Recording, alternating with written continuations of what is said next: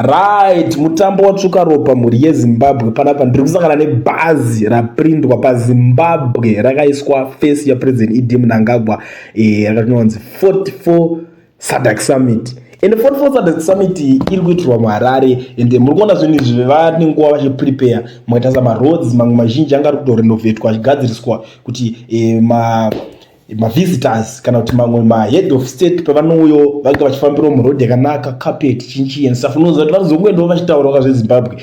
Imagine uchingodzika kuairport unotambirwawo nemamotakedi nechinchiwo fambira mumakapeti usvika kuparliament kwake kubhozi kumount upden ndokuitwa svika parliament yeZimbabwe munongoziva kuti inyama ubva kuti aiwa Zimbabwe yakanaka chii chimwe chao chataura ende roti dzimwe dzadzo dzekunana waterfalls haupinde nekoko unopinda kana watofunga kunodina uri ngonanga airport road wakatonopinda kuti mutonazi uchipinda mutonazi ndiko uchifambiswa nako uchitoenda wakanonanga kumount upden. So panapa bhazi rapreparewa manje maZimbabweans vari kutozobvunzwa kuti amana zviriko here izvi kuti because bhazi roro kanonyazoriverenga rakanzi incoming chairman weSADC ndo nyaya iri kuitika ndo zvinhu zviri kuitika zve44 summit zvese zviri kuitika pari kunogadzwa ka Idi kuti ave incoming ave chairman weSADC.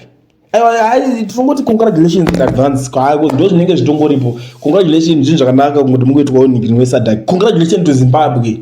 Hatingati congratulations kupresident Idi Mnangagwa because even ndapa pane umwe president ndiaingotwa chair weSADC. Saka tirikuti congratulations kuZimbabwe pazvinhu zvakadai so but nyaya iri panapa mhuri yeZimbabwe inyaya yekuprindwa kwebhazi. Muri kuionawo senyaya yekuprindwa kwebhazi haisi mari iri kutambiswa here.